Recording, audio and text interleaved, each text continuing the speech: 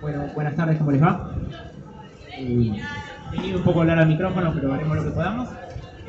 Les agradezco por venir y a Ambiente Lucha, a la Juventud de Izquierda Socialista, a Nico en particular por la invitación, es un placer. Bueno, yo lo que voy a presentar son algunos recorridos de algunos campos, propiamente en el campo de la teoría. Después sobre el final, y quizás preparando para conversar un poco más con las cosas que luego diga Nico y demás, voy a hablar un poco más de perspectivas políticas y de cómo pensar algunas perspectivas político-estratégicas, como podríamos decir. Pero en el punto de partida vamos a hablar un poco de algunos recorridos teóricos más novedosos.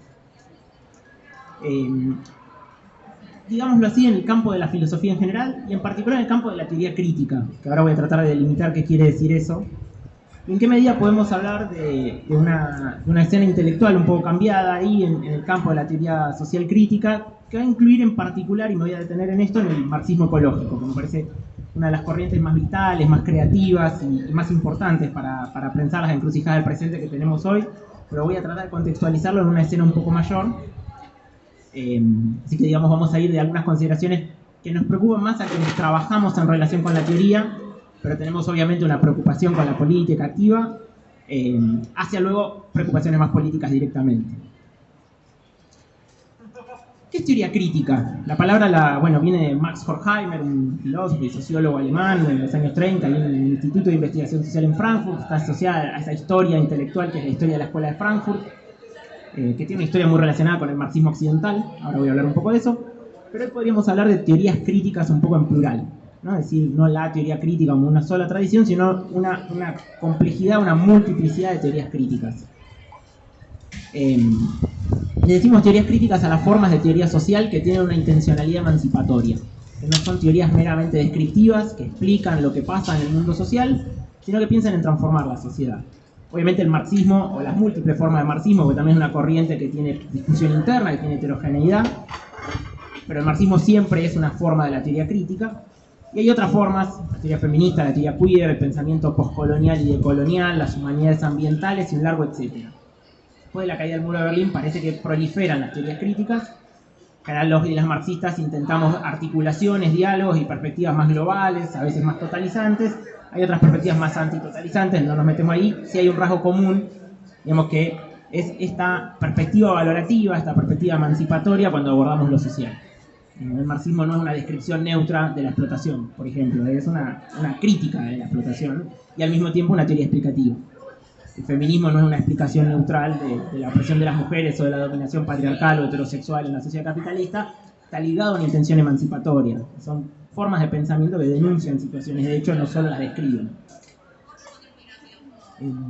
Desde mi punto de vista, en ese campo amplio que podemos llamar las teorías críticas, una subzona de las humanidades, hace una década y media encontramos un montón de nuevas corrientes que podríamos caracterizar como habitadas por un giro al materialismo, ¿no? Un giro materialista entonces en las teorías críticas, que es bastante transversal, o sea, se lo ve en distintos campos del pensamiento contemporáneo con mucha actividad. Ya aparecen nuevas palabras en la filosofía, en las humanidades, posthumanismo, nuevos materialismos, nuevos realismos, realismo especulativo, materialismo trascendental. Bueno, si uno mira títulos recientes de trabajos de filosofía, allí donde hace 20, 25 años todo era la construcción discursiva de él, hoy es giro al materialismo. Parece que hay un giro muy grande ahí, amplio, en la escena intelectual. Hay un filósofo acá, cordobés, se llama Manuel Vicente, dice una escena posttextual, ¿no? Que había unas humanidades donde lo hegemónico hace 30 años, 20 años, el giro lingüístico y la idea de la construcción discursiva de la realidad, eso parece medio en cuestión, aparecen nuevas perspectivas. Aparece un giro a la materia, a la naturaleza y a los entramados materiales de vida. A mí hay tres zonas de ese giro al materialismo, las teorías críticas actuales, muy amplias, que tienen que ver con, por un lado, un montón de bibliografía feminista, un giro al cuerpo, y una nueva atención a la biología, y una puesta en cuestión de los paradigmas más discursivos, o una reformulación, al menos que recupera cosas de la teoría queer, que es un sesgo muy discursivo, se recuperan paradigmas más capaces de dar cuenta del cuerpo encarnado con también sus dimensiones materiales.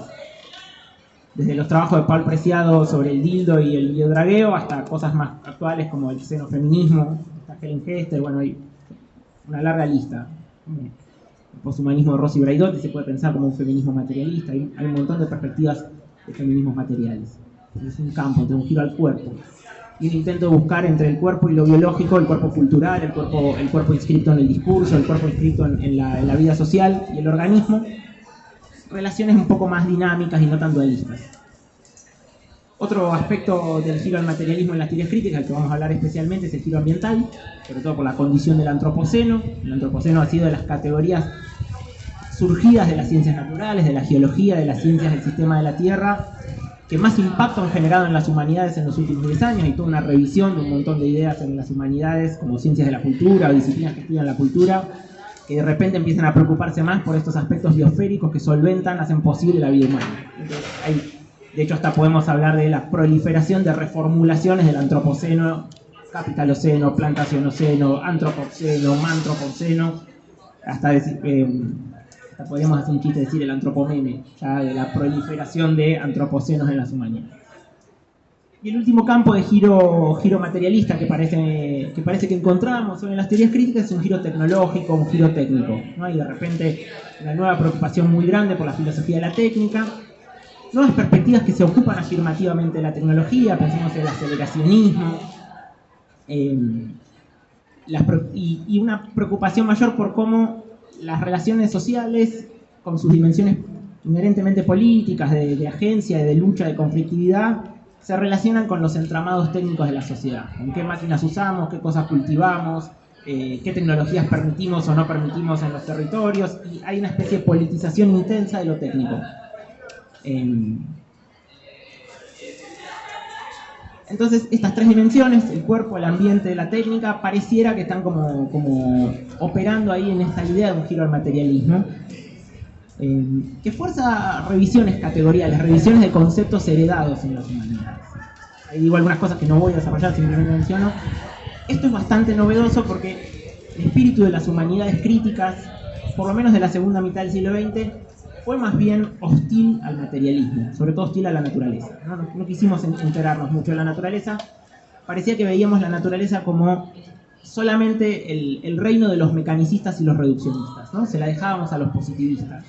La naturaleza no tenía que ver con las cosas que nos preocupan en la teoría crítica, que siempre son un poco los problemas de la agencia y la libertad, ¿no? Si hacemos alguna forma de teoría crítica, hacemos marxismo, hacemos teoría feminista, hacemos pensamiento postcolonial, es porque pensamos que las personas podemos actuar y transformar la realidad, que las personas que sufren opresión pueden tener agencia, y obviamente la agencia sí está reñida con visiones demasiado mecanicistas o demasiado reduccionistas del mundo. Entonces, si la naturaleza es el reino del mecanicismo, la naturaleza no sería el campo propio de una humanidad crítica. Eso permitió un montón de elaboración, en donde sobre todo la palabra fundamental fue la idea de desnaturalización, ¿no? Historizar o desnaturalizar es pelearnos con los que quieren eternizar las formas de vida en las que habitamos, sea el sociobiólogo patriarcal que dice que la dominación masculina es natural y viene del paleolítico, sea el economista burgués que naturaliza las relaciones de producción capitalista, ¿no? Siempre contra esas perspectivas vamos al terreno de la historia, el terreno de las relaciones sociales, que estarían como habitadas por la contingencia, ¿no? La contingente lo que puede ser de otra manera, lo que no estamos condenados a aceptar. Entonces, historizar, desnaturalizar, traer a la historia, resaltar la contingencia, tenía para nosotros y nosotras quienes hacemos teorías críticas, era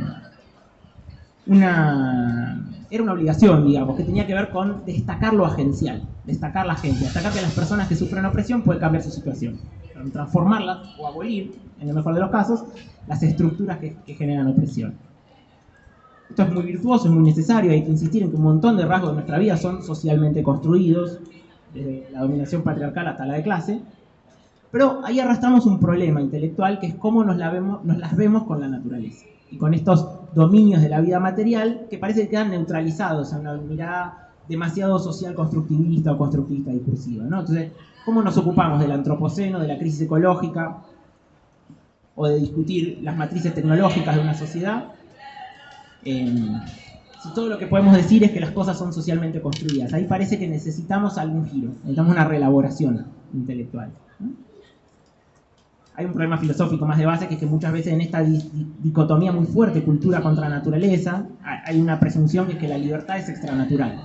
Los seres humanos somos libres a pesar de pertenecer a la naturaleza, y hay un profundo antimaterialismo, ¿no? Me gustaría pensar una idea en la larga tradición materialista que viene de Epicuro, si queremos, en donde la libertad es ser parte de la naturaleza y no estar fuera de ella, y yo creo que es la tradición de Marx, esa, ¿no? Es la tradición de Spinoza también, y de algunos materialistas ilustrados del siglo XVIII. Bueno, habría otra manera de pensar la naturaleza que no sea como mecanismo bobo, como mecanismo reduccionista. Eso lo dejamos más para una discusión más filosófica. Pensemos un poco ahora en todo este mapa, ¿no? Estaría un giro al materialismo en las teorías críticas, y obviamente lo que más presiona acá es la condición del antropoceno. Después vamos a hablar un poquito más en detalle, pero la perspectiva de una crisis ecológica escalante cuyos motores son sociales, ¿no? Cuyos motores es una crisis sociogénica o antropogénica, como se suele decir. Y preguntémonos cómo se puede procesar esto en la tradición marxista, la que yo me inscribo, más o menos con la que me identifico. Y también vamos a encontrar un problema muy parecido a los problemas que encontramos en líneas generales en las humanidades del siglo XX, podemos decirle así, un poco pasando rápido, ¿no? ¿Cuál fue el principal cisma del marxismo en el siglo XX? La división entre marxismo occidental y marxismo soviético, digámosle.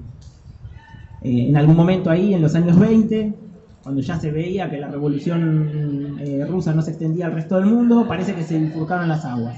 Entonces aparece una gran corriente, el marxismo estalinizado, y que se iba a esclerosar cada vez más, y que iba a ser un reduccionismo mecanicista, economicista probablemente, no reduccionismo naturalista, pero iba a ser una forma del mecanicismo. Y del otro lado, esa tradición que en general floreció más en la vida intelectual y académica, no siempre en la mejor de las relaciones con la vida práctica y con los partidos políticos, que es el marxismo occidental.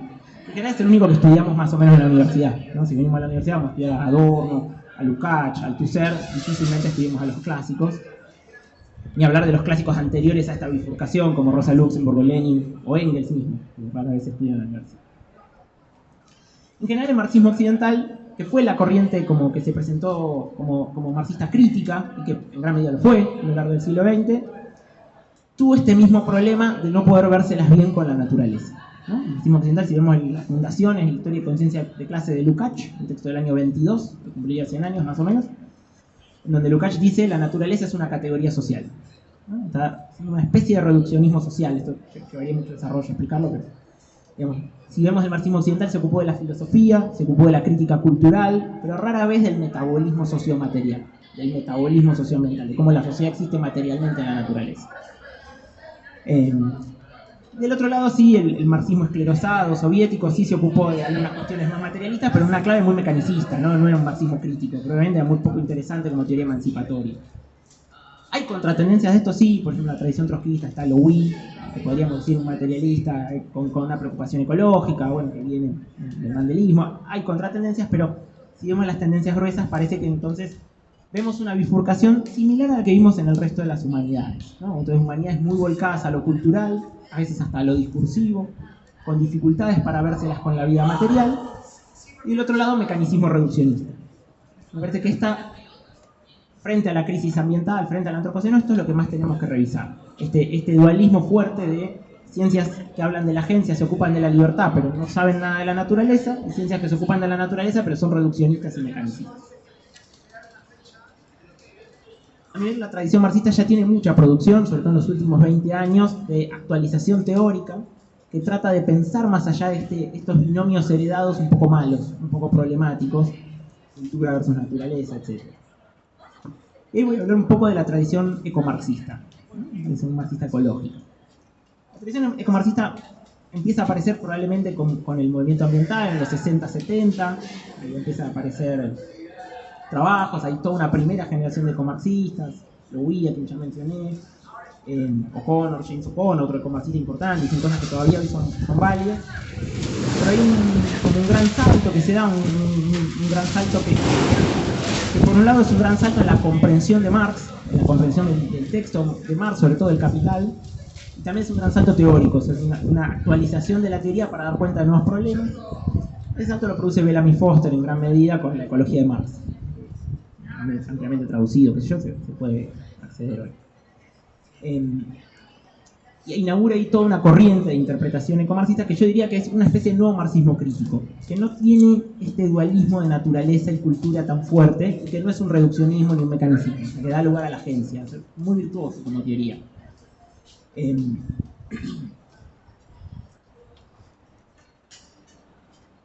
La idea central de esa corriente marxista que habilita a Bellamy Foster es la idea de ruptura metabólica. Al punto que podemos decir que inaugura una corriente de pensamiento que es la corriente de la ruptura metabólica. Voy a tratar de explicar un poquito qué es. Que hasta el día de hoy sigue produciendo, tiene exponentes contemporáneos.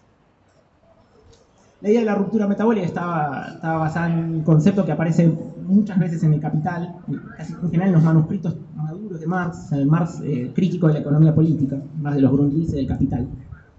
Es la idea en alemán de Stoffwechsel, que quiere decir literalmente metabolismo o intercambio de materia.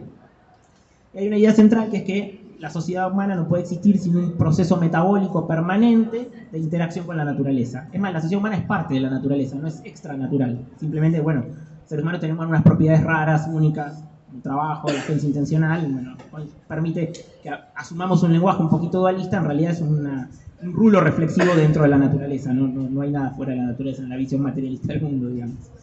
¿Qué es lo que ocurre con ese metabolismo sociomaterial, ese metabolismo encarnado que tiene la sociedad con el ambiente? En la sociedad capitalista aparece una lógica formal, o sea, una lógica que surge de las relaciones sociales, que es la lógica del capital, la lógica de la valorización permanente, que la resumimos en la fórmula de M de prima, ¿no? Partir de una cantidad de dinero, invertirla, comprar mercancía, explotar fuerza de trabajo, salir con una mercancía que vas a vender y te vas a quedar al final con más dinero.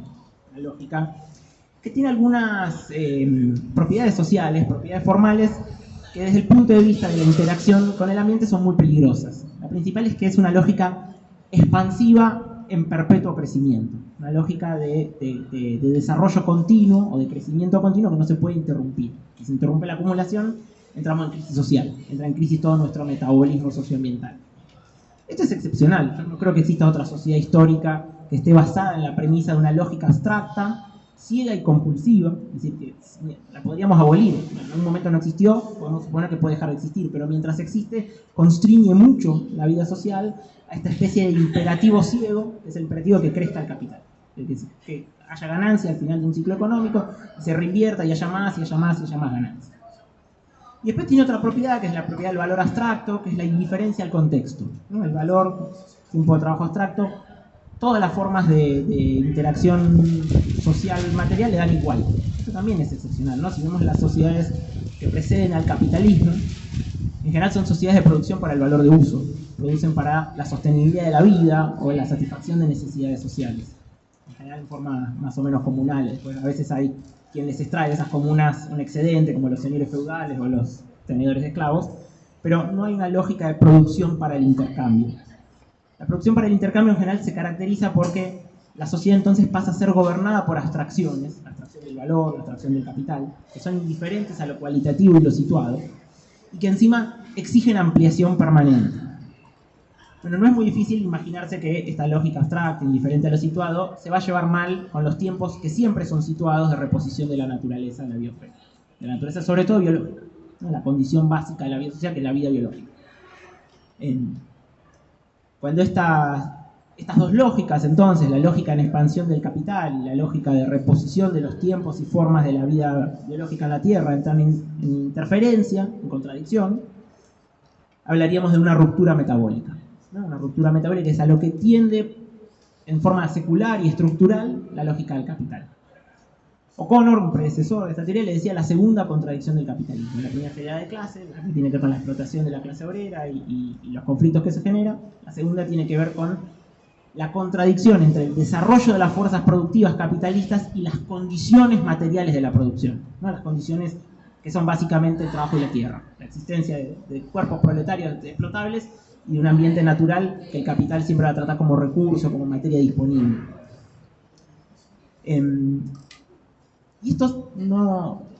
Bellamy Foster lo rescató, había pasado desapercibido, pero Marx tenía ya en el Capital una muy aguda conciencia de que la lógica expansiva de la acumulación llevaba a la ruptura metabólica. Marx siempre se caracterizó porque no leía solo economistas, o solo teoría social, o solo filosofía, sino que tenía una gran preocupación por estar al tanto del estado del conocimiento técnico y natural, y las ciencias naturales, el conocimiento naturalista de su época. Así como leía sobre máquinas un montón, leía a Babbage, a los tipos a los que estaban haciendo máquinas industriales en su época. También leía un montón de lo que en su época se llamaba químicos agrícolas.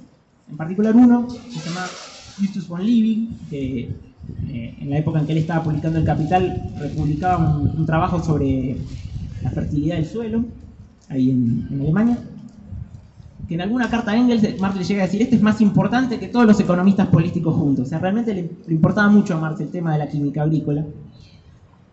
Este químico Liebig lo que estaba viendo era que, sobre todo en Inglaterra, donde se empezaba a ver ya empíricamente un deterioro del rendimiento del suelo, ¿no? Que la agricultura intensiva estaba deteriorando la fertilidad de la tierra. Liebig lo explica, dice, bueno, claro, concentraste toda la población en las ciudades por la industrialización, y encima, porque la población crece y tenés exigencias cada vez más grandes sobre la vida material, sometes a los suelos a extracciones y exacciones cada vez más fuertes, ¿no? Haces agricultura hiperintensiva, das poco tiempo de descanso a la tierra, no dejas las tierras en barbecho, una y otra vez haces el ciclo de producción cada vez más rápido, cada vez más intensivamente, y encima los nutrientes que sacás de la tierra no vuelven a la tierra porque la población la concentraste en las ciudades. Entonces, eso es más o menos la misma época en que en Londres había crisis de estiércol, por la concentración de la población y de los carruajes antes de que aparecieran los primeros tranvías, un problema ambiental que obviamente afectaba sobre todo a los barrios de la clase obrera. Al mismo tiempo había deterioro de la fertilidad de los suelos y era una preocupación del sentido común. Esto, ¿no? Había en los diarios, en la prensa, preocupación por cómo hacer para mantener la fertilidad de los suelos con esta lógica de extracción permanente. Más le dice un robo de la naturaleza de acá, ¿no? Le estamos sacando algo y no estamos devolviendo. ¿Cómo solucionó el capitalismo, digamos, el problema de la fertilidad del suelo en Inglaterra? Y ahí vamos porque tiene implicancias para nuestra situación actual esto, ¿no? Bueno, lo primero, como suelen hacer, con una ronda de extracciones imperialistas. Encontraron que el guano, una caca de pájaro, digamos, es un fertilizante súper poderoso. Todavía se usa hoy en cultivos boutique, ¿no? Como con cosas, plantas que van a estar muy cuidadas, muy chetas. Y que había en algún momento grandes depósitos de guano en las costas de Perú y Chile. E iniciaron un proceso que hoy llamaríamos extractivista, de extracción de guano para llevarse a fertilizar los suelos en Inglaterra. Además, otro rasgo habitual del capitalismo lo hicieron con mano de obra migrante, con trabajadores chinos, con los coolies, porque habitualmente, sobre todo para trabajar literalmente en medio de la mierda, son condiciones muy malas. El trabajo migrante, por estar menos conectado con el entorno, les parecía más explotable, tenían menos capacidad de resistencia. Y durante varias décadas desarrollaron la extracción de guano, incluso fomentaron algunos ferrocarriles ahí en Chile para tener más fácil, más acceso a los puertos. Hasta por esa época Estados Unidos se anexionó unas islas en el Atlántico que no le interesaban a nadie porque eran depósitos de guano. O sea, toda una lógica típica imperialista, diríamos, ligada a reponer la fertilidad del suelo inglés. Bellamy Foster a eso le dice metabolic shift, en vez de metabolic rift o ruptura metabólica en inglés, que es desplazar la ruptura metabólica. ¿No? Vos tenés una ruptura metabólica que aparece en el centro global, en el norte global, en el centro del capitalismo, y la resolvés yendo a las periferias, encontrando lo que hoy llamaríamos una nueva frontera de extracción, ¿no? Y habitando un nuevo ciclo de interdependencias imperialistas o de subordinaciones imperialistas para reponer, aunque sea por un tiempo, la fertilidad del suelo. La segunda solución apareció en el 18, fin de la Primera Guerra, cuando lograron fijar nitrógeno atmosférico, ¿no? Los dos grandes fertilizantes del suelo son nitrógeno y fósforo. Y el nitrógeno es como el gas más abundante en la atmósfera, más que el oxígeno, hay un montón de nitrógeno, solo que no está disponible, no está en una forma que lo podamos usar y metérselo a la Tierra. Ahí se descubrió el proceso Haber-Bosch en 1918, por ahí, 18, 19, no me acuerdo bien. Bosch, de la fábrica de autopartes, de ahí sacó la fortuna el señor Bosch. Que es un proceso químico que permite fijar el nitrógeno de la atmósfera y ponerlo en una forma disponible para tirárselo a la Tierra. Y con eso apareció toda la agricultura industrializada, digamos, la agricultura con alta tecnificación. Después hoy tendríamos que hablar también de agroquímicos y de pesticidas y otras cosas más contemporáneas. Pero vemos que el origen de los agroquímicos es el fertilizante artificial.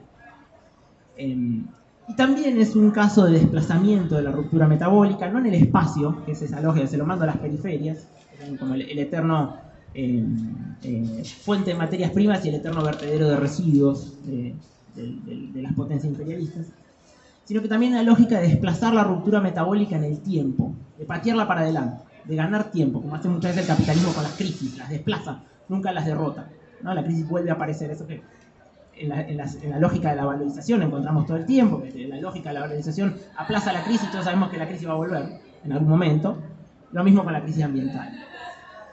¿Por qué? Porque el proceso de fijación de nitrógeno atmosférico, este proceso de argolla, es energía intensiva. Necesita una bocha de calor, gas es lo que se usa. Es decir, que necesita un montón de combustibles fósiles. Hoy sabemos el efecto que tienen, en el 1918 no era predecible esto, hoy sí, sabemos el efecto que tiene la quema de combustibles fósiles para la producción, bueno, en general. Hoy la producción de fertilizantes es un factor del cambio climático, ¿no? Es un factor del deterioro ambiental, ¿no? Bellamy Foster dice, nosotros hoy convertimos petróleo en comida, así de poco sostenible nuestro emplazamiento ambiental. Bueno, esta teoría de la ruptura metabólica, en general estos teóricos de esta corriente están siempre muy atentos a lo que aparece en las ciencias naturales y sobre todo en las ciencias del sistema de la Tierra, esas ciencias que estudian la Tierra como un sistema total, donde están integradas la vida biológica, el ciclo del carbono, los procesos atmosféricos. Sabemos que forman una serie de ciclos. Y desde que empezó a difundirse la idea del antropoceno, si quiero digo dos cositas porque ya es más conocido, sobre todo si tiene alguna vinculación con el movimiento ambientalista, lo que hicieron estos teóricos de la ruptura metabólica es empezar a hacer una teoría de inspiración marxista del antropoceno, de los factores sociales que nos llevan al antropoceno, ¿no? De esta lógica que hablamos antes, abstracta, indiferente al contexto y de perpetuo crecimiento, que es la lógica del capital, que se ve inevitablemente reñida con los tiempos más finitos, necesariamente incapaces de repetición eterna, de repetición constante, de recomposición de la biosfera. En general, estos teóricos van a decir que el antropoceno es una ruptura metabólica planetaria o una serie de una escala o escalada de rupturas metabólicas. La más preocupante es la del cambio climático por la masividad de sus efectos, que tiene que ver con los gases de efecto invernadero, ¿no? Que hacen que entre más calor a la Tierra del que sale y la Tierra se vaya recalentando, con las dificultades que trae eso para seguir teniendo agricultura, en particular, además de que tenemos más chance de tener eventos catastróficos, de la desertificación, de las inundaciones, etc. Pero además plantean algunas preguntas sobre la continuidad de la vida, como diríamos, civilizada o industrializada, como la conocemos. Ahí recordemos que la estabilización climática del Holoceno, que hasta ahora formalmente es la época geológica en la que vivimos, el Holoceno, que empezó hace 10-12.000 años, cuando salimos de la última glaciación, o sea, terminó el Pleistoceno hace 11.700 años, una cosa así, dicen los geólogos. Este periodo en que vivimos de los últimos varios milenios de la historia de la Tierra fue un periodo bastante cálido, el Pleistoceno era un periodo mucho más frío. Pero otra cosa que es interesante mirar, hoy por registros geológicos, estratigráficos pueden deducir esto, el Pleistoceno fue un periodo mucho más caótico en términos climáticos, donde la variabilidad climática en una década era muy grande. Y en cambio el Holoceno fue un periodo de estabilidad climática. La estabilidad climática es una condición para la agricultura. De hecho, Homo sapiens sapiens, o Homo sapiens, bueno, hay discusión ahí, pero digamos, humanos biológicamente modernos, seres que tenían los mismos paquetes biológicos que nosotras y nosotros, hay hace unos cuantas decenas de miles de años, digamos 100.000 años. Algunos cálculos dicen un poco más. ¿Por qué tardaron tanto esos humanos en inventar la agricultura? Y hace más o menos 5.000 años, en distintos lugares del mundo en paralelo, descubrieron o inventaron la agricultura. Bueno, hay algunas razones ambientales, se podría pensar, la extinción de los animales muy grandes que servían a los cazadores-recolectores. Hay un factor ambiental, que no es la causa, pero es la condición de posibilidad de la agricultura, y es la estabilización climática del Holoceno. De ahí la gran preocupación de los climatólogos y de los cientistas del sistema de la Tierra ante la condición del antropoceno, porque hoy, por la emisión de gases de efecto invernadero, sabemos, tenemos un calentamiento global ya de 1,1 grados más o menos, ¿no? Creo que en periodos preindustriales la concentración de dióxido de carbono atmosférico era de 280 partes por millón, eso viene más o menos estable desde que empezó el Holoceno, creo que hoy estamos en 350, es un cambio muy grande. El clima no siempre fue una cosa estable y benigna. Hubo grandes periodos en los que no lo fue. Para nuestros ancestros, ya humanos, biológicamente, hubo grandes periodos donde no lo fue y donde la revolución neolítica que trajo la agricultura y el sedentarismo era muy difícil. acá hay una gran preocupación acerca de los efectos catastróficos que puede tener en la vida social el cambio climático si sigue en esta lógica muy parecida a la del capital, que es de crecimiento sin parar. Hay varios otros, lo que se llama a veces en el estudio de la resiliencia de la Tierra, fronteras planetarias, fronteras que no deberían atravesarse si queremos mantener un contexto de cierta seguridad socioambiental. La contaminación por nitrógeno, de hecho, es cuantitativamente la frontera planetaria más estallada por la cuestión de los fertilizantes artificiales que dije antes. En general se la nombra menos porque no se sabe muy bien qué efectos tiene. Por el momento no hay pruebas de que tenga efectos tan graves como los del calentamiento global, pero sí es cuantitativamente la que está más explotada. Y también hay otra muy grave que es la pérdida de biodiversidad, ¿no? La pérdida de biodiversidad que hace que los ambientes se vuelvan muy homogéneos. Creo que hoy de la biomasa de la Tierra, el 90 y no sé cuánto % es humanos y nuestro ganado. Un montón eso. Y cuando tenés mucha homogeneidad, no hay gran biodiversidad, estás mucho más expuesto a sufrir las consecuencias catastróficas del cambio. O sea, hay un cambio ambiental y hay animales muy diferentes, plantas muy diferentes, unas cuantas van a sobrevivir. Si vos solo tenés vacas y aparece un virus que afecta a las vacas, tenés un problema muy grande. Por eso la pérdida de biodiversidad también es una cosa grave, al margen de por razones morales, porque la extinción de especies es condenable, pero además por razones relacionadas con el bienestar humano. Por otra parte, esta teoría de los saltos metabólicos es la que deja un manto de escepticismo con respecto a las soluciones tecnológicas que siempre viene a proponer la burguesía ante la crisis ambiental. Y con esto ya me acerco al cierre de la charla. Es cómo salimos de acá. Es habitual ver a los Bill Gates, a los Elon Musk de la vida hablando de, bueno, lo vamos a arreglar con más disrupción tecnológica, ¿no? Los males que trajo el capitalismo, como siempre, los vamos a resolver, vamos a inventar el proceso Haber-Bosch del cambio climático. Típica propuesta ahí es la geoingeniería, ¿no? Una idea muy ambiciosa, también muy peligrosa, que es regular el clima de la Tierra deliberadamente. Por ejemplo, tirar sulfitos a la atmósfera para que entre menos radiación solar, oscurecer la atmósfera, cuando hay una erupción volcánica muy grande y queda un poco tapada, literalmente, quedan sulfitos en suspenso, entonces entra menos radiación solar y se enfría la temperatura de inviernos volcánicos. Creo que el último fue en el 94, con una erupción volcánica ahí en Hawái. Bueno, imitar eso artificialmente. En general, todas estas lógicas, dice esta corriente de la ruptura metabólica, son nuevos desplazamientos de la ruptura, ¿no? O sea, bueno, sí, tal vez enfríes la Tierra. ¿Y qué va a pasar con las poblaciones cuya agricultura depende de vientos estacionales? Que en Asia son un montón, China e India, o sea, no un par de personas, ¿no? No tenemos idea qué pasaría con los vientos estacionales en un planeta con geoingeniería. Bueno, ahí aparecen todos estos problemas de esta lógica de los tecnofixes, de los arreglos meramente técnicos para problemas que en definitiva tienen que ver con lo insostenible de nuestro metabolismo social, ¿no? Bueno, es el capitalismo. Y ahí cierro con una tensión que me parece que es interesante mantener, a pesar de lo que acabo de decir en contra de los arreglos tecnológicos, acerca de cómo nos vinculamos con el cambio tecnológico desde la tradición marxista y el texto de Marx en particular. Y ahí me parece que también tenemos mucho para aportar en nuestra corriente, o en esta corriente con la que yo me identifico. Me parece que si miramos hoy este giro del materialismo en las teorías críticas, vamos a encontrar dos grandes imaginarios, dos grandes, casi yo diría, estéticas políticas, dos modos de sentir y de pensar lo que es deseable para el futuro. A uno le voy a decir modernista y al otro le voy a decir romántico.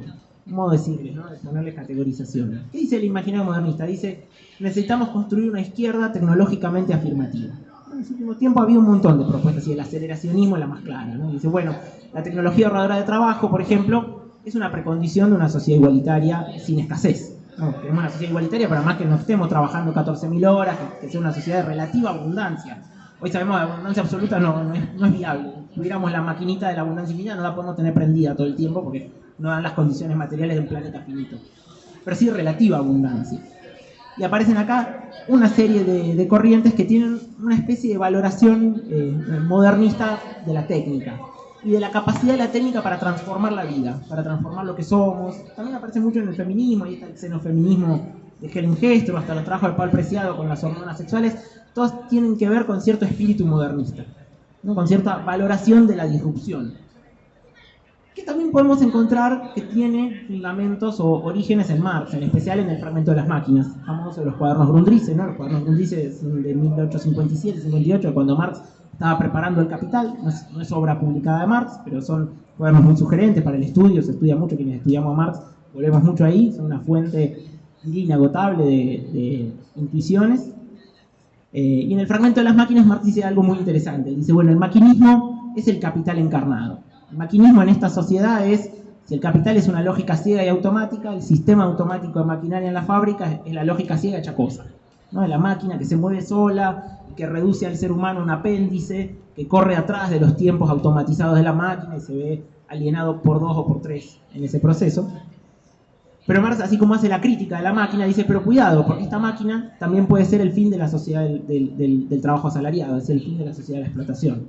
¿Por qué? Porque hace que el trabajo humano sea cada vez menos necesario para producir riqueza material.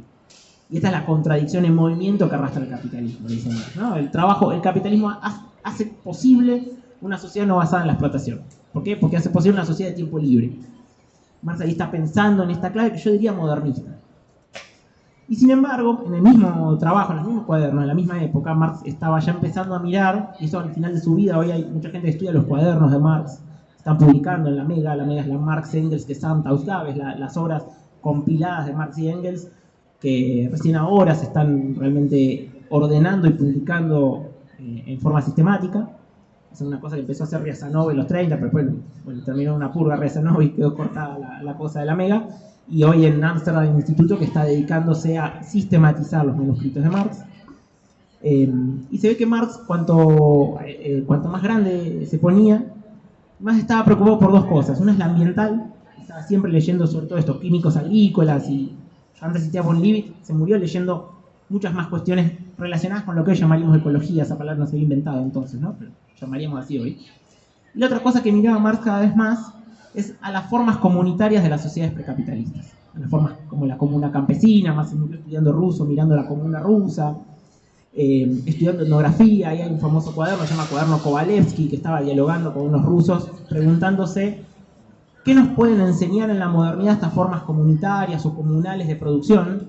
Y a Marx le interesaban mucho esas formas. Y ya en los Grundrisse está un fragmento que sí es famoso, lo hizo publicar en su época Hobsbawm, se llama el fragmento sobre las sociedades que preceden a la capitalista, donde Marx ve que esta lógica ciega de crecimiento constante que trae el capitalismo tiene una precondición histórica que se da en los masivos procesos de desposesión de las comunidades campesinas que crearon al proletariado moderno y a los burgueses modernos, ¿no? Él dice, para que haya capitalismo, primero que habrá un trabajo de disolver estas formas comunales de producción para el uso que encontramos en casi todas las formas campesinas.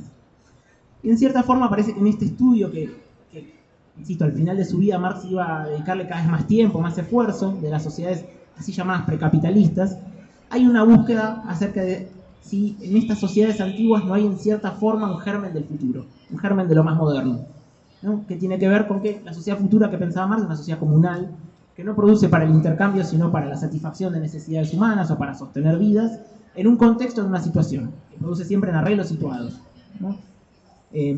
A mí me parece que esta oscilación que tiene Marx entre un momento más modernista, más tecnoafirmativo, que le interesan las máquinas y la tecnología ahorradora de trabajo, y un momento un poco romántico que mira al pasado, que mira las formas comunitarias precapitalistas, me parece que esa tensión es virtuosa, que ahí Marx está pensando algo que es más interesante que los idearios más unilaterales que a veces vemos hoy, en donde parece que tenemos que elegir y ser o modernizadores, tecnoutópicos con mente de hierro, digamos así, o románticos que solo queremos volver al pasado y detestamos toda la tecnología y toda la modernidad, ¿no? Dos perspectivas unilaterales. Me parece que ahí también la tradición marxiana tiene más para abordar.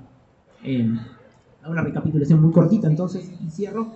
Me parece que hay un nuevo contexto intelectual en las humanidades, y en las humanidades críticas, un giro al materialismo, que lo vemos en un montón de lugares y de discusión que excede al marxismo ampliamente. Me parece que ese giro al materialismo también fuerza o exige algunas reconceptualizaciones en la propia tradición inspirada en Marx. Me parece que ahí el marxismo ecológico y en particular esta teoría de la ruptura metabólica es central. Y aclaro, hay una escuela ecomarxista en disputa, que es la de Jason Moore, que es la de la ecología mundo, conocida por la idea del capitaloceno. No la desarrollé, a mí personalmente no me parece tan buena, y después las preguntas podemos comentar, ¿no? Y por último, me parece que en este momento de tensión entre idearios más modernistas, más tecnoutópicos, y idearios más románticos, también Marx tiene mucho para decirnos. Marx elaboró ya mucho de estas ideas. Ahí.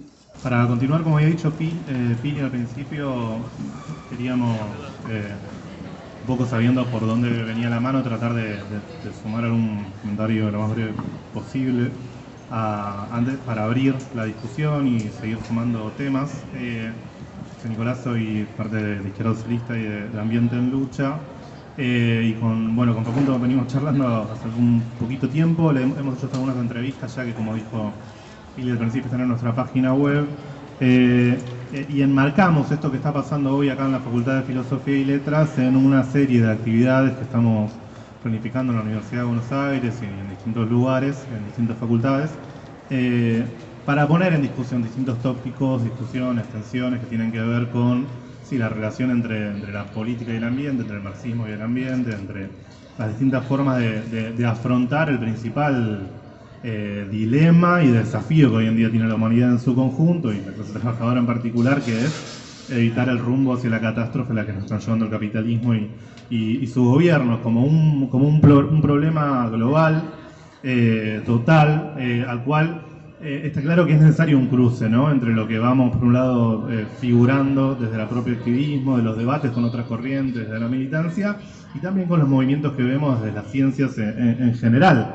Entonces, con nosotros tiene una virtud importante lo que nos trae Facundo respecto de empezar a vislumbrar este giro hacia un materialismo en las ciencias humanas desde dos puntos de vista. Uno, para adelantar una tendencia, que entiendo que como tal es una tendencia y no la idea de que hoy en día sea más lo que prime o lo que, por ejemplo, esté impreso, expresado, por ejemplo, en las materias o contenidos que ustedes cursan en sus carreras de grado, sino que eso es también un espacio en disputa, obviamente. Y quizás ver la tendencia nos da, o les da a quienes militen lo académico, que militen el contenido de las carreras, de las materias, de lo que se estudia en cada facultad y al servicio de qué se estudia, nos da también un campo de disputa.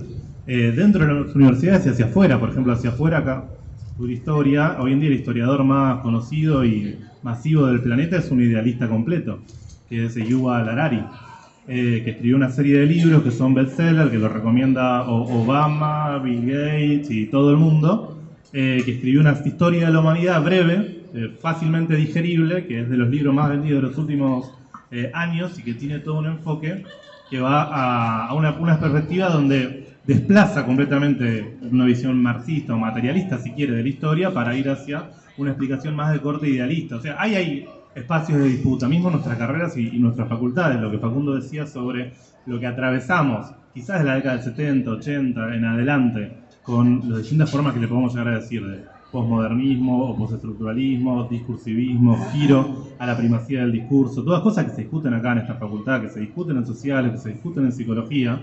Hoy en día, que por ejemplo en nuestro país tiene algo de peso, algo que se presenta como izquierda lacaniana.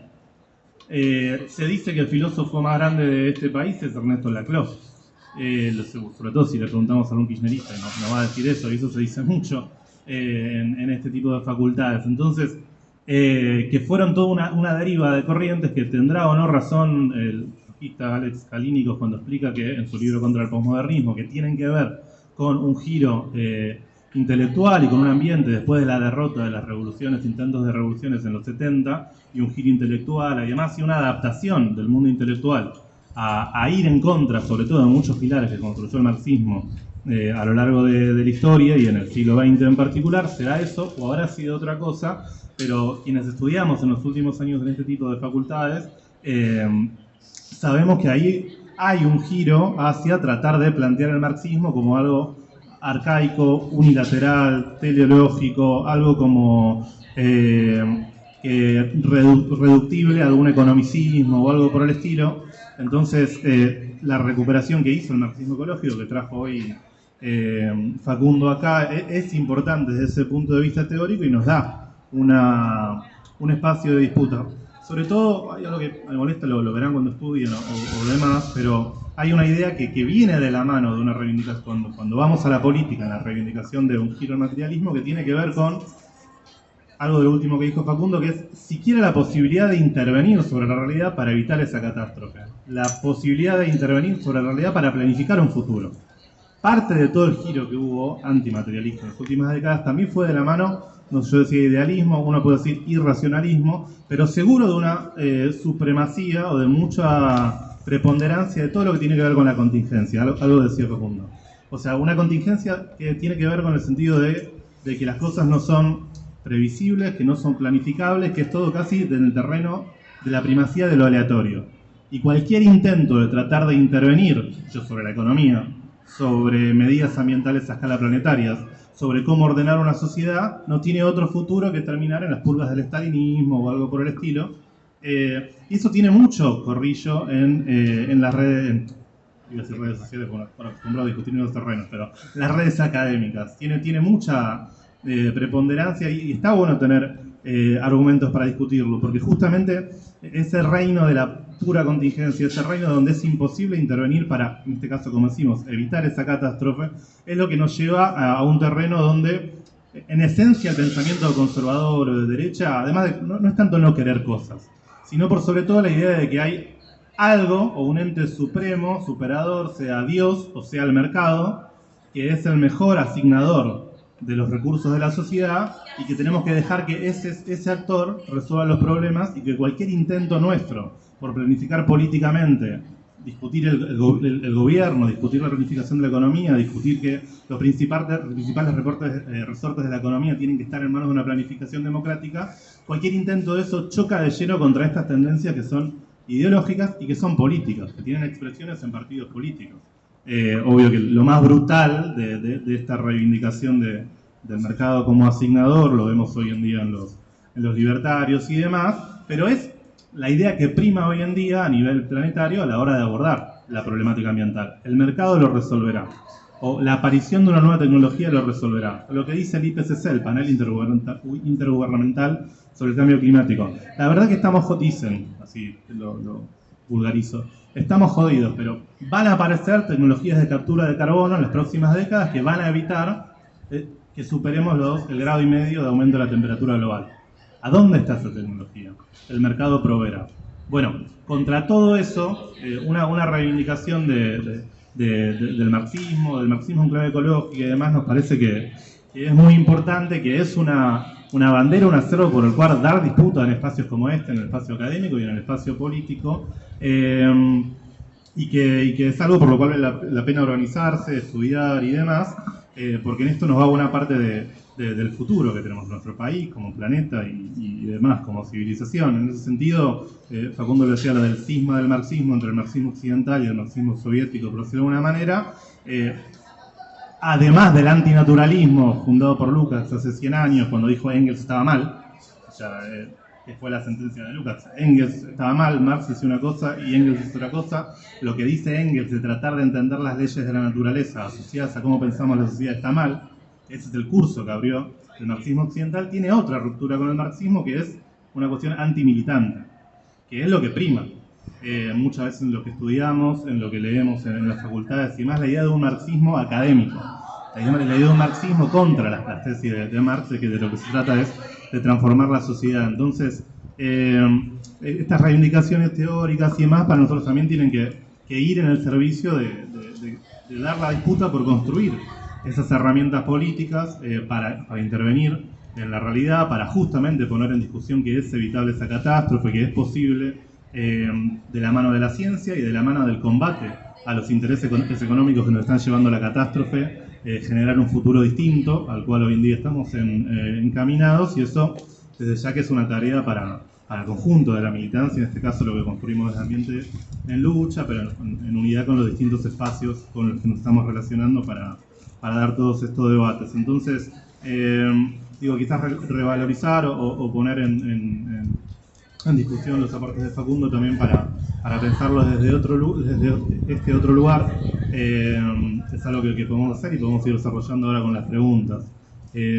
Por último, estamos obligados por una mala noticia, nos llegó en el día de hoy, que tenemos que hacerlo porque estamos en un espacio de militancia donde estamos compañeros de izquierda socialista presentes, y nos llegó hoy la noticia de que falleció un compañero de nuestra corriente, un compañero que se llama Víctor Garay, un compañero que militaba desde los 70, un compañero que provenía de Montoneros, que fue ganado en el combate contra la dictadura compañero que desde los 80 fue trabajador de sanidad, que fue uno de los protagonistas del conflicto en el 2006, del Hospital Francés, donde el peronismo que no reprime, dijo Cristina el otro día, el peronismo que no reprime, a cargo de Alberto Fernández, mandó una patota a reprimir a los trabajadores del Hospital Francés que estaban luchando por sus derechos laborales, que resistieron y que terminaron conquistando la estatización del Hospital Francés, pero que después el gobierno echó de ese hospital a los delegados. Víctor fue uno de ellos, un compañero que algunos de nosotros lo habremos visto en movilizaciones, un compañero grandote que siempre fue parte del espacio de seguridad,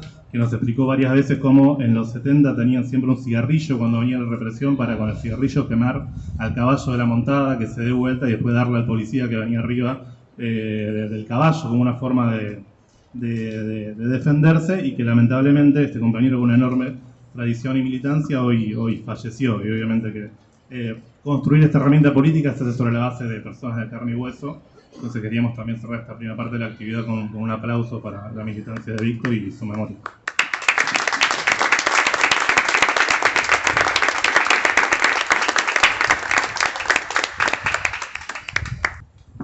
Bueno, muchísimas gracias Facundo y Nico, y bueno, obviamente que Víctor presente, ahora y siempre, nuestro compañero. Abrimos a preguntas, si alguien tiene preguntas, intervenciones, lo que quieran aportar. Sobre definir ruptura metabólica, está bien, por ahí ser más precisos. A primera vista diríamos una ruptura en el intercambio sociedad-naturaleza, o sea, en ese umbral se produce un quiebre, una ruptura. Con más precisión para mí es que se interrumpen precondiciones biológicas de la vida social. Digamos, es parte de una concepción naturalista o materialista del mundo que, digámoslo de esta manera, la naturaleza atraviesa niveles de agregación o niveles de organización o niveles de complejidad. Pensemos que es un organismo, un montón de materia y energía organizada de cierta manera, un organismo vivo, ¿no? Un ser vivo que se mantiene. Tiene precondiciones físicas y químicas que no se pueden interrumpir o se muere, más o menos, ¿no? De forma análoga, y tal vez siendo un poco básico, ¿qué es la vida social? Una serie de autoorganización de una parte de la vida biológica, la nuestra, mediada por lo simbólico. Si se nos desorganizan las precondiciones biológicas, se nos desorganiza la vida social. Por ejemplo, se calienta demasiado el clima, no podemos tener agricultura, o se contaminan mucho los suelos, etc. Entonces, con más precisión sería que la sociedad, por un proceso sociogénico, en la lógica del capital, genere una ruptura de las condiciones biológicas de la vida, o por lo menos de cierto umbral deseable de condiciones biológicas de la vida. Y honestamente sobre la contaminación por nitrógeno, los efectos, yo no sé. O sea, probablemente alguien con más formación técnica, yo tengo formación en filosofía, la verdad estudio otras cosas por interés político e intelectual, pero no desconozco qué efectos. No vi en la bibliografía una advertencia del tipo de la del dióxido de carbono. Pero sí es cierto que quienes estudian, hay un instituto en Estocolmo que se llama Instituto para la Resiliencia, lo contabilizan lo mismo que la de fósforo, porque por lo menos es muy anómalo. Y también ahí hay un principio de pensar como riesgosa la incertidumbre, ¿no? No sabemos qué efectos podría tener. Eso no significa a priori que haya que tener una postura antifertilizantes de buenas a primeras, o en todo caso me excede a mí juzgar eso, no quiero decir cosas que no sé. Y después reúno un poco con lo que decías vos, y nada más para Nico, pero poniendo en diálogo con tu pregunta sobre igual con la materia, que también necesariamente tiene que ver con rediscutir el rol del conocimiento científico. A mí me parece importante no pensar que siempre que la ciencia interviene en el asunto humano, en las ciencias naturales además digo en particular, vinieron reduccionistas y mecanicistas y nos quitaron la agencia. Me parece que eso, por ejemplo en la biología hoy, hasta en la neurología hoy, hay un montón de corrientes antirreduccionistas y antimecanicistas, y acá me parece que hay que dar la disputa sustantiva ahí. Hay que dar la disputa por otra visión de la naturaleza que no sea solo una en la que no quepa una agencia subjetiva. Y pensando esto en relación con las discusiones sobre los negacionistas del cambio climático y los nuevos ascensos de masas, y además la crisis del capitalismo, que yo creo que ese es el otro gran tema del trasfondo de toda discusión política hoy. Hoy no podemos hacer política pensando que hay normalidad sistémica. No hay normalidad porque primero hay una crisis de acumulación de 2008 que no levanta la maquinita de la acumulación y no saben cómo hacerla andar. Parece una crisis profunda, una de esas crisis largas, digamos, no una crisis de negocios, sino una crisis como la del 73 o la del 30, ¿no? Una crisis de todas las dimensiones del capitalismo. En general el capitalismo sale de esas grandes crisis con una gran derrota de la clase obrera, lamentablemente, si es que se renueva el sistema, con un recambio tecnológico importante y con una nueva distribución de los patrones del poder mundial. Si miramos la cuestión de la transición energética y miramos las tensiones de Estados Unidos, Rusia, China, da la sensación de que se está preparando esa gran transición. Y ahí me parece que necesitamos más conocimiento científico naturalista de un montón de procesos técnicos y ambientales, en donde ya no vale hacer el truco de la sociología del conocimiento que dice, porque el conocimiento científico es producido socialmente, entonces su contenido sustantivo no me importa.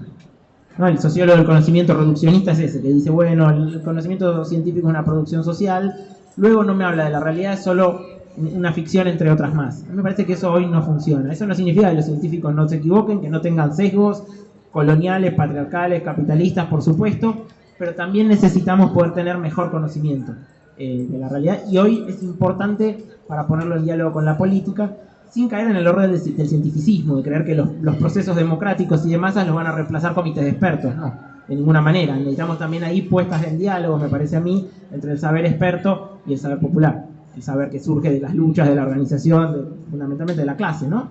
Pero de todos esos procesos de espontaneidad social y popular. Es decir, y ahí hay una delgada línea entre creer que para salvar al saber popular hay que ser irracionalistas de la ciencia, me parece que es un error, y creer que para pelearnos con los negacionistas no tenemos que hacer todos cientificistas y que los comités de expertos reemplacen la autodeterminación democrática de masas, etc. No, más bien se trata de pensar en mejores diálogos, me parece a mí, en mejores interacciones entre el saber popular y el saber experto, entre las luchas, la lucha de clases fundamentalmente, y el trabajo teórico científico objetivo, o con pretensiones, aspiraciones de objetividad, me gustaría más decirle, ¿no? Como unidad epistémica. Y por último, sobre el concepto de naturaleza y esa pregunta, bueno, sí, eso es una gran pregunta, tal vez es mucho más filosófica, pero no todo el mundo comparte que este nuevo ocuparse con las cosas y con la vida material y con la cultura material sea un giro al naturalismo, el materialismo como naturalismo. Naturalismo digo en el sentido de que la sociedad es básicamente parte de la naturaleza, ¿no? Hay quienes hoy hablan de multinaturalismos, o sea que hay múltiples naturalezas en relación a múltiples culturas. Hay quienes hablan de una condición híbrida, donde ya la naturaleza está tan intervenida que ya no podríamos hablar de naturaleza, sino de algo más artificial. Hay quienes hablan de cosmopolíticas, en el sentido de discusiones políticas que tienen que ver con el cosmos en que vivimos y revalorizan las cosmologías amerindias, sobre todo como alternativa. A mí me parece que ahí es importante hoy mantener una discusión firme pero no sectaria, diría, firme pero no sectaria. Por eso traía al final esta idea de Marx, de que el Marx tardío estaba mirando mucho a las formas comunales, las formas campesinas, que producen para el uso. Tenía un componente, yo digo, romántico, de mirar que en el pasado, previo al capitalismo, hay fermentos del futuro. Me parece que ahí tenemos una posibilidad de diálogo, pero obviamente requiere trabajo, no es inmediato que vayamos a tener acuerdo con cosas como el giro ontológico en la antropología. Bueno, hay un montón de otros giros que no son marxistas ni siquiera materialistas, que se están ocupando de la nueva escena. También es una escena muy abierta en la que hay un montón que discutir. Primero, hay una pregunta que fue medio, una parte de la pregunta que es medio epistemológica en un punto donde no es tanto lo mío, que es si fue condición, en todo caso se la derivo a Facundo para que me responda, que es si fue precondición de posibilidad a este giro materialista que haya habido un ascenso de la lucha de clases a nivel más general.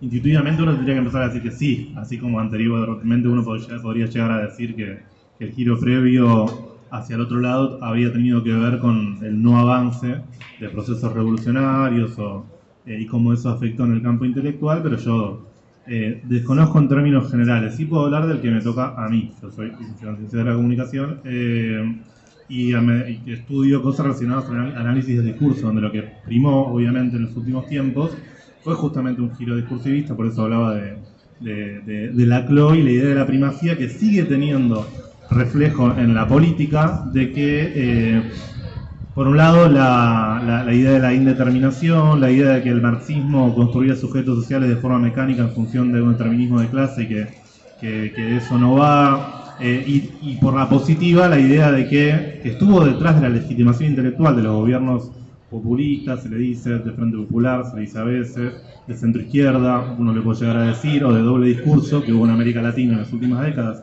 y el kirchnerismo en particular. Había una defensa teórica y epistemológica en el sentido de esta cuestión de, al margen del contenido material de lo que están haciendo, son expresiones políticas que construyen pueblo, que unifican demandas, que toman demanda de acá, que hablan de los derechos humanos y demás, y que de la mano de articular discursivamente demandas populares es posible construir proyectos políticos de transformación emancipatoria. Esa era la premisa teórica detrás de la justificación, por ejemplo, del kirchnerismo en nuestro país, o de Podemos en el Estado español o de cuestiones por el estilo. Ahí sí podemos decir que el fracaso de esas alternativas políticas tiene que necesariamente también caerle sobre la cabeza a quienes lo justificaron teóricamente en las últimas décadas, digamos. Entonces, ahora, eso es algo a ser construido, a ser militado, a ser debatido y a construir los argumentos también políticos y científicos que no sean solo intuiciones, sino también forma de demolerlo más también teóricamente. Entonces, ahí sí va esta cuestión de cómo se vincula lo teórico con lo político. Me parece interesante la respuesta que dio Facundo al problema de cómo combatir al negacionismo sobre la base de que diferenciemos al menos dos cosas. Una es que tenemos que tener certeza de que hay personas que hoy en día están dudando entre venir a expresiones como la izquierda revolucionaria o ir hacia sectores de los liberales o Milei en nuestra Argentina. Hay tanto descontento social, hay tanto descreimiento de los partidos más tradicionales que vienen gobernando que nos pasa, y eso es un hecho de la realidad, de que hay personas de carne y hueso que hoy en día dudan de si van a una actividad del trotskismo o de Milei. Eso pasa, es un hecho de la realidad. A nivel más grande, las encuestas muestran que los votos que conseguiría Milei el año que viene parten o devienen en igual proporción tanto del Frente de Todos como Juntos por el Cambio. Entonces ahí hay un componente que tiene que ver con este descontento social y crisis más general que hay, donde que lo tenemos que ver hay una parte donde no ser sectarios, de que hay gente a la que hay que ir a hablarle. Otra cosa es que con una persona que pasa por la vida diciendo que hay que correr a los zurdos, muerta a los zurdos, bala a Alejandro Crespo, el secretario general del Sunda, que está hoy en día peleando por el salario de los trabajadores del neumático. A esa gente hay cosas que no se discuten, sino que directamente se combaten políticamente y también en los lugares donde hayan agresiones, porque no es casualidad que el ascenso electoral de Milei haya ido de la mano del ascenso sistemático de los ataques a los locales de la izquierda en nuestro país. Son cosas que van de la mano históricamente. Entonces, una cosa es el debate con las personas de carne y hueso que están dudando ante la crisis sobre si su rebeldía se favorece hacia izquierda o derecha y cómo damos mejores argumentos para que la salida no es, no solo el negacionismo climático, sino el sálvese quien pueda del mercado, prender el Banco Central Fuego y cuestiones por el estilo, reventar los derechos laborales, etcétera. Una cosa es esa discusión, la otra es no dejar pasar ninguna de las agresiones de estos sectores, y más concretamente en lo que tiene que ver con la discusión climática, yo creo que les va quedando cada vez menos lugar para el negacionismo. Hace poco hicimos una charla con un referente que es Alejandro Echevarne en la Facultad de Ciencias Económicas, donde incluso lo que hacen es seguir el ritmo de los debates de las petroleras. Las petroleras en los 70 y los 80 y 90 hicieron pedagogía a sus voceros de que tenían que negarlo, y ahora el calentamiento global por origen antrópico, es decir, por el proceso productivo del capitalismo, hoy en día lo que hacen es sembrar dudas. Entonces no te lo niegan, sino que te dicen, bueno, pero hay otro informe que dice tal cosa, entonces contemplemos ambas cosas. Pero bueno, lo que podés ir haciendo si estás preocupado, y esto es lo que nos dijo cínicamente Echevarne, si ustedes están preocupados, bueno, vean qué comen ustedes individualmente. Si ustedes están preocupados, plantate un árbol en tu casa. Si ustedes están preocupados, bueno, qué sé yo, reciclen y punto. Como si se resolviera hasta ahí, seguido de la mano de ya va a venir un invento tecnológico que lo resuelva. Entonces, ahí sí tenemos argumentos políticos de fondo y teóricos también, pero sobre todo políticos en el sentido de que hay una respuesta ante todo eso, que es irracional pensar que el mercado que nos trajo hasta acá lo va a resolver, que hay medidas políticas contra las que ellos van a estar de pelos en contra, pero también están en contra de los partidos tradicionales que tienen que ver con no pagar deudas externas, con reestatizar los bienes comunes energéticos y los de producción general de bienes necesarios para la planificación de la economía, con nacionalizar el comercio exterior, la banca, tener recursos gobernados por parte de los trabajadores para planificar la transición energética, donde tenemos que mejorar en cómo explicarlos, pero seguro hay que dar ese debate a fondo, diferenciando estos niveles, ¿no? Una cosa son las agresiones a las que se responde y otra cosa es debatir pacíficamente y concienzudamente con la gente que está dudando ante la magnitud de la crisis en que estamos inmersos.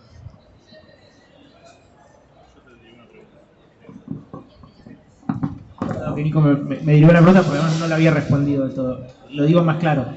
Yo no sé si está el ascensor más atrás, no tengo elementos para afirmarlo. Sí estoy seguro que está la crisis del capital detrás. De eso no tengo dudas. Y que la crisis del capital tiene dimensiones esta vez muy materiales, en sentido no solo económicas, ambientales. Y eso es una cachetada, digamos, para un montón de humanidades que veníamos en una mirada muy antinaturalista, muy sesgada hacia los modelos de la sociedad, que es interacciones humano-humano en el lenguaje. Y de repente, no, tenemos escasez material, tenemos calentamiento global, bueno, necesitamos nuevos modelos. Y ahí el trasfondo es el de la crisis. Y si miramos con un modelo, con una teoría social que inevitablemente tiene que ser, al menos en parte marxista, abarcativa, globalizante, la crisis del capital hoy, o del capitalismo como régimen social total, es muy profunda. Es muy profunda. Y también eso sí es chiquitito sobre la cuestión estratégica. Yo hoy tengo más dudas que certezas, pero ciertamente en la crisis tan global, tan multidimensional del capitalismo, son difíciles de imaginar las vías medias, las vías moderadas. Porque las vías medias funcionan cuando el sistema funciona, cuando la acumulación funciona. Cuando la acumulación empieza a fallar, empiezan a aparecer los síntomas mórbidos de la crisis, que pueden ir por derecha o pueden ir por izquierda. Yo creo que algo de la aceleración política que experimentamos en toda la región, en todo el planeta, tiene mucho que ver con eso, con esa sensación de que el capitalismo no está dando más. O vamos a una ansia regeneradora fascistizante, hacer que el capitalismo ande a cómodo lugar y dándole palo a los que no se acomoden, o vamos a un recrudecimiento por izquierda de la radicalización de las luchas sociales. Pareciera ser esas son las tendencias posibles. Puede haber otras, después la realidad es compleja, es abierta y es multidimensional, pero eso sí es una novedad con respecto a hace 10 o 15 años, cuando, por ejemplo, los gobiernos populares parecían como una nueva alternativa. No estábamos considerando la inminencia de la crisis. Y hoy hay que pensar política de y para la crisis más que para la normalidad. Eso sí es una gran novedad, me parece. Bueno, ¿alguna preguntita más? Creo que tenemos espacio para una o dos preguntas más y ya vamos al cierre. Una sola cosita muy chiquita, ya dije todo lo que podría decir que tenga valor, creo. Una sola cosa más, que dado que la magnitud de la crisis es planetaria, requiere respuestas internacionalistas, que es el otro aspecto. Difícilmente solucionemos el antropoceno en un solo país de la periferia. Y esto también conecta con lo que decía antes, en la crisis se achican las perspectivas del centro y se agrandan las perspectivas de los extremos. Y además se achican las perspectivas de un solo país, se achican las perspectivas nacionales. No se puede resolver el calentamiento global en un solo país. Y a la larga eso quiere decir que se va a resolver de dos maneras. Una manera democrática, y yo creo que eso es socialismo, o con imperialismo. O sea, lo van a resolver las potencias. Para nosotros y nosotras acá en la periferia eso va a ser de la peor manera. Esa última cosita, nada. Bien. Bueno, no, para cerrar de vuelta, agradecerle a Facundo por haberse estado. Invitarles a todos a leer las entrevistas que están sobre algunos de estos temas y otros que hoy nos surgieron en la página de Ambiente en Lucha, que está colgado ahí en internet. A todos estuvo bien la compañera que trajo lo de la ley de humedales, porque efectivamente si queremos la ley de humedales no es porque en sí va a resolver algo de lo que está pasando en el extractivismo, pero sí nos va a dar más herramientas para las luchas. Por ejemplo, la ley de humedales aprobada nos serviría para trincherarnos en la Costanera Sur y Costanera Norte para que no avance la cementación de la reta y las megatorres, etcétera. Entonces nos da un argumento más para meternos ahí. Es clave que este jueves salga el dictamen del despacho de comisión para que se pueda tratar en el Congreso. Hay muchos proyectos en danza y vamos porque sale este proyecto consensuado, que es el que nos da más herramientas para estas peleas de ahí en adelante. Esas y todas las que se están dando, ¿no?, en los últimos tiempos. O sea, para nosotros es muy importante el estudio, la discusión, poner en contacto distintas teorías, pero por sobre todo ver cómo hacemos para construir una herramienta política que pueda intervenir en esto con peso específico. O sea, no la queremos ver pasar, el tren de la crisis, el tren de la catástrofe, no estamos para eso.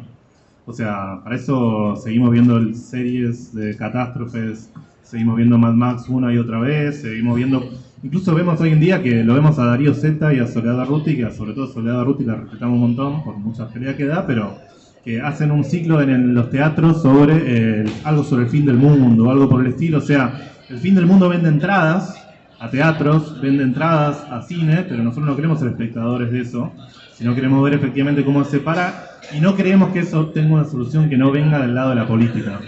O sea, no hay solución técnica, no hay solución del mercado, no hay solución de de la asignación de precios, no hay solución que venga de arriba, no hay solución que venga de la mano de que sigan gobernando los que vienen gobernando y nos trajeron hasta acá. Entonces, encontremos los mejores argumentos para explicarlo, para justificarlo, para defenderlo teóricamente y bajarlo a un programa de intervención. Y eso siempre tiene que terminar con la idea de que tenemos que ser más quienes damos estas discusiones y la invitación a sumarse a reuniones, a las movilizaciones y demás para construir ese peso específico, porque sí, como decía recién Iván, marxismos también hay muchos, digamos. Sí, me parece genuino que en esta facultad salga la referencia a Sartori, porque es titular de algunas materias y cátedras que tiene algún peso, pero dice barbaridades. Hay tantos marxismos que yo no le dejaría decir que no sea marxista, está bien, que sea el marxismo que quiera hacer, pero un marxismo es parte de un marxismo productivista, por decirlo de una manera, que nos deja mal parados a la izquierda y al socialismo en general, que nos pone en el mismo plano de reivindicar en cierta medida la Unión Soviética y todo lo peor del régimen stalinista. No queremos un gobierno de los trabajadores y un nuevo Estado socialista para otro Chernóbil. No es eso lo que estamos queriendo hacer, ni un nuevo Estado socialista o un gobierno de los trabajadores que piense que es posible salir de la actual crisis solamente plantando soja o cuestiones por el estilo, que son cosas que se dicen y que le tenemos que explicar al movimiento socioambiental que el marxismo no es necesariamente eso. No es eso o no es necesariamente eso. Entonces, mientras mejores argumentos tengamos para eso, bienvenido sea. Entonces, bueno, les invitamos a leer. Esto es una revista que es un documento de la corriente de la Unidad Internacional de los Trabajadores y Trabajadoras, Cuarta Internacional, que es un documento programático construido por organizaciones de todo el planeta discutiendo este tema, ¿no? La problemática ambiental, creemos que es algo bastante inédito, así como hoy Ambiente en Lucha en nuestro país es la única organización de la izquierda revolucionaria que tiene un programa para el país. Es algo tan sencillo como eso, es decir, tener un programa de qué es lo que queremos que habría que hacer con las cuestiones ambientales. Entonces, bueno, bienvenida sea toda la ayuda y compañeros y compañeras y compañeras que se quieran seguir sumando a discutir todo eso. Así que bueno, de vuelta, gracias Facundo y gracias a todos por haber venido.